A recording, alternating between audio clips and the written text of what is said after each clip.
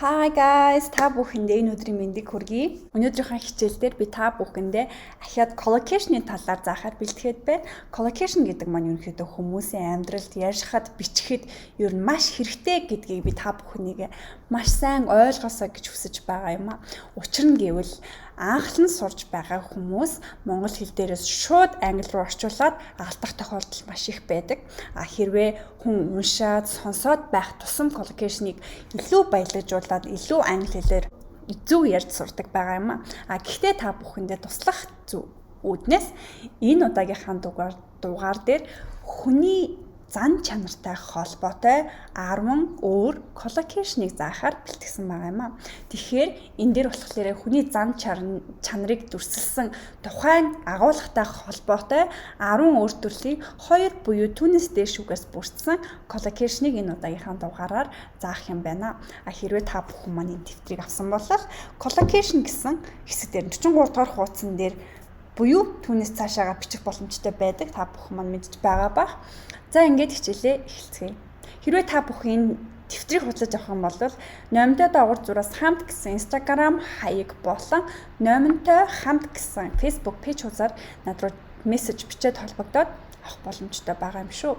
Хамгийн өгний үг нь good sense of humor. Good sense of humor. Good sense of humor гэдэг маань болохоор хошин мэдрэмжтэй, алаа хошин зантай гэсэн утгатай үг байгаа. За толом хийдэг, яран дээрээ гой хүнийг инээлгэж чаддаг хүмүүс байдаг. Тухайн хүмүүсийг good sense of humor гэж humorтай тийм ээ. He has a good sense of humor гэдэг ч юм уу. Одоо алаа хошин зантай гэдгийг илэрхийлэхийн тулд энэ үгийг та бүхэн маань ашиглах юм биш үү? 3-аас 4 үгээс бүрдэж байгаа боловч утга нь эдгээр бүгдээрээ нийлээд алаа хошин зантай гэж орчуулагдаж байгаа. Boys with good sense of humor attract me. Boys with good sense of humor attract me. Алаа хошин зантай банднэр эсвэл залуучууд надад таалагддаг гэж байна тийм ээ.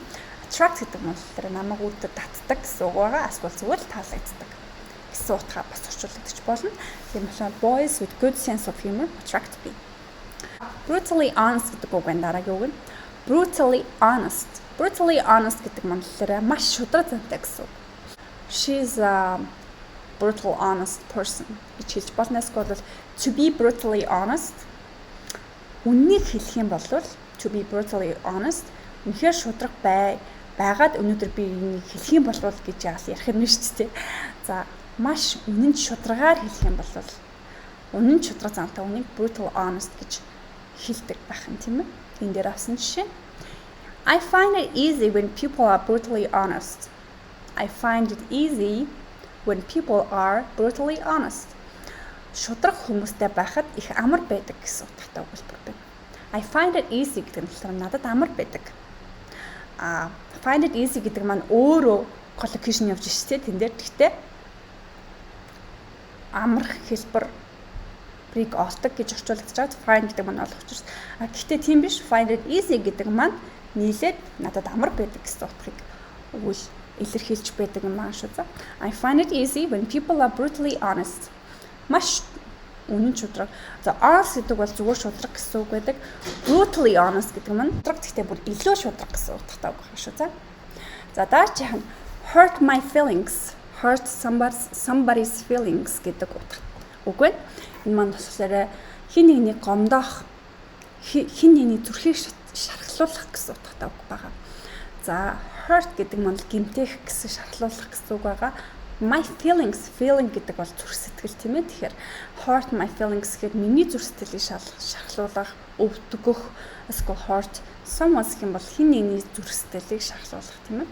За тэгэхээр дараагийн хэдүүлнийх нь авсан өгүүлбэр. Sometimes brutally honest people can hurt your feelings.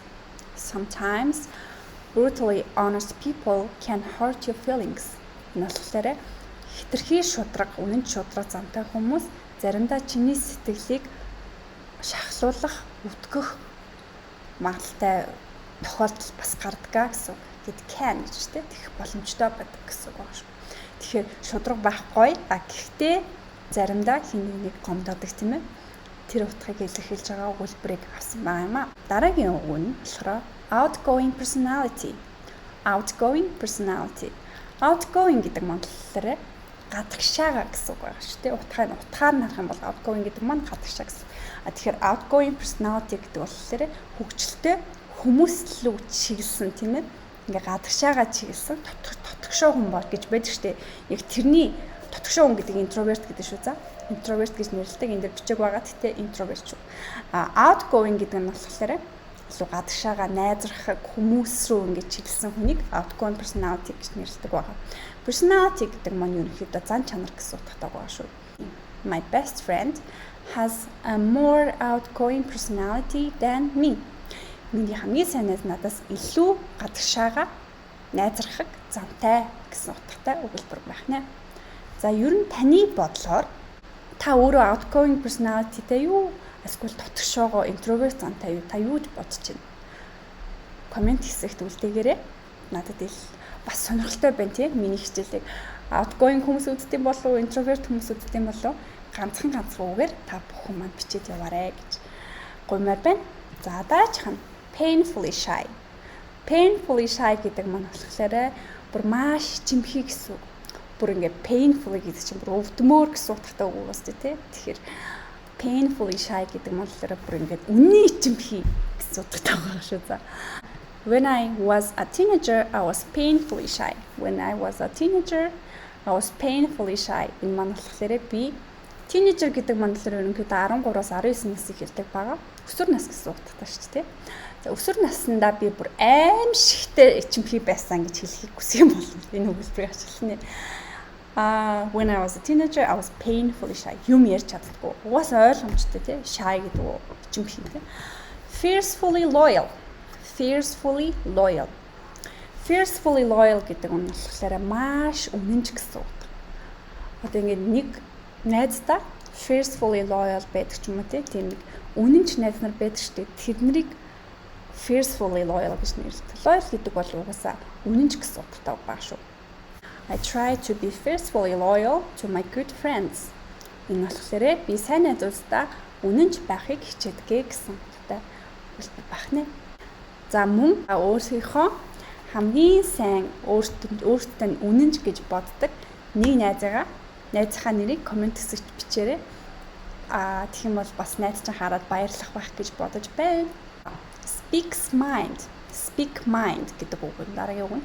Speak mind гэдэг үг болохоор хооронд хоёулаа collocation шүү тийм ээ. Хэллэг гэж хэлж болох юм тийм ээ. Speak mind гэдэг үгтэй болохоор ингээд бодлоо хэлээч гэсэн үг аахгүй. Speak your mind. Цаана бити хураа бодлоо ил гаргах гэсэн утгатай байгаа шүү. Ингээд дотроо юмаа бодцоод ингээд хэлдэггүй ингээд тохиолддог ч заримдаа хүмүүс. Тэгвэл тэрийг болохоор speak your mind. Can I speak my mind? Би өөрийнхөө бодлыг хэлж болох уу тийм ээ? Ер нь бол өөрийнхөө бодлыг хэлэх гэсэн утгатай үгийг speak your mind гэж байгаа шүү. Speak someone's mind. Speak my mind. It doesn't bother me when people speak their minds. It doesn't bother me when someone speaks their mind. Гэхээр хин нэг нь яг жинхнээсээ надтай харьцахад яг үнэнч бодлоо хэлж надтай харьцахад надад бол тийм хэцүү байдаггүй. Bother гэдэг нь болохоор саад болох гэсэн үг аа шүү. Над эвүүсдэл төрүүлэхийн тохиолдлыг ашиглаж байна. Ер нь бол саад болох төвхтэй байх гэдэг утгатай үйл үг байгаа. Bother гэдэг нь болохоор Don't bother me гэдэг юм бол намаа бити зовоогоо дэ надад бити төвөгжүүлээд гэсэн утгатай үг шүү дээ. Тэгэхээр хин нэг нь надад үнэмчээр ингээд бодлоо хэлэхэд өөрсдийнхөө бодлыг хэлэхэд надад бол нэг тийм хэцүү санагддаггүй гэсэн утгатай үг. It doesn't bother me when people speak their minds гэж хэлж шүү дээ. За дараагийнх нь put others first. Put others first. Энэ болохоор бусдыг өмнөө тавьдаг. Бусдыг өөрөөсөө илүүд тавьдаг хүнийг хэлдэг байгаа юм шүү. За би яах вэ? Би яах вэ гэлээдэг хүмүүс байдаг шүү дээ тий. Тэрийг болохоор тэдгээр хүмүүс болохоор she puts others first тийм ээ. Эсвэл I try to put others first. Америкчсан байх юм бол бусдыг илүүд тавихыг хичээ тий. Try to put others first. За бусад хүмүүсийг бас харгалзаж үзэх, бусад хүмүүсийг өөрөөсөө илүүд үзэх тэдгээрийн санал бодлыг сонсох гэж бас хэлж болох юм тий. My best friend Sarah always has a tendency to put others first. Миний хамгийн сайн найз Сара Үргэлж бусдыг өмнөө тавьдаг. Үргэлж бусдыг өөрийнхөө урд тавьдаг тийм зантай. Has a tendency гэдэг нь болохоор нэг тэггээд байдаг гэсэн үг байгаа шүү. She has a tendency гэдэг юм бол нэг тиймхүү зан гарах гад байдаг гэсэн утгаараа бас хэллээ. Тэгэхээр Sarah has a tendency гэдэг нь болохоор ямар ч шийдвэр гаргасан, ямар ч үйлдэл хийсэн бусдыг бодож хийх гээд байдаг гэсэн утгаараа ашиглаж байгаа юм шүү. За, love self-esteem гэдэг үг байна дараагийнх нь. Love self-esteem. Self-esteem гэдэг бол өөрийгөө үнэлэмж гэсэн утгатай үг. Love гэдэг нь болохоор бага, high гэдэг нь өндөр тийм юм. Тэгэхээр obviously high self-esteem гэдэг юм бол өөрийгөө бүр өндрөөр үнэлэх, өөрийгөө хит өндөрт үнэлэх. Love self-esteem гэх юм бол өөрийгөө багаар үнэлэх гэсэн үг байна шүү. Тэгэхээр бидний хувьд бол миний бол нэг балансыг барих хэрэгтэй тий. Хитрхи доош бол буруу, хитрхи дээш бол гэтээ бид нар зөв буруу яриаггүй англи хэлний хичээлж байгаа. People with love esteem are less likely to succeed in business гэдэг үйлдэл. People with low self-esteem are less likely to succeed in business. Энэ маань болохоор өөрийгөө доогуур үнэлдэг хүмүүс бизнест амжилт гаргах магадлал муу байдаг тийм ээ. Өөрийгөө одоо хийж чадна бүтээн гэж бодож байж л хүн амжилтанд хүрнэ шүү дээ. Тэрийг бодож би нэг үйл зохиосон. Genuine heart гэдэг бол миний өнөөдөр авсан хамгийн сүүлийн үг байгаа. Genuine heart гэдэг нь болохоор ингээд genuine гэдэг чинь ерөнхийдөө одоо бодтой жинхэнэ гэсэн үг байхгүй. Жинхэнэ сэтгэлтэй, үнэн сэтгэлтэй. Энэ маань юу гэсэн үг юм бэ гэхээр ерөнхийдөө маш сайхан сэтгэлтэй үнийг хэлж байгаа юм. Сэтгэлээрээ гэж ярьдаг шүү дээ, тий. Бид нар сэтгэлээрээ хүмүүсийг genuine people гэж нэрлэдэг. Genuine heart гэж хэлсэн ч болно, genuine heart гэдэг болохоор жинхэнэ сэтгэлээрээ. A stranger helped me out of nowhere. He had a genuine heart. Нэг танихгүй хүн надад гинтхэн л тусалсан. Тэр бол үнэхээр сайхан сэтгэлтэй хүн байсан. He had a genuine heart. Тэр үнэхээр үнэн сэтгэлтэй хүн байсан тий. Out of nowhere гэдэг хэллэг та бүхэн маань харж байгаа юм хэлээр гинтхэн энэ тэндээс гараад ирсэн гэсэн үг байна шүү. Хаанаас ч мэдгүй гараад ирсэн. Нэг танихгүй хүн хаанаас ч мэдгүй гарч ирээд гэж бид нар бол тэгж хэлдэггүй те. Гэхдээ англи хэл дээр бол энэ маш их хэрэглэгддэг байхгүй юу? Out of nowhere газар доороос гэдэг шиг. За ингээд энэ миний хичээл өөр өндөрлөж байна. Таалагдсан бол лайк дараарай. Лайк яг одоо дараарай. Дараагийн хичээл дээрээ дахин уулзлаа. Түр баяртай.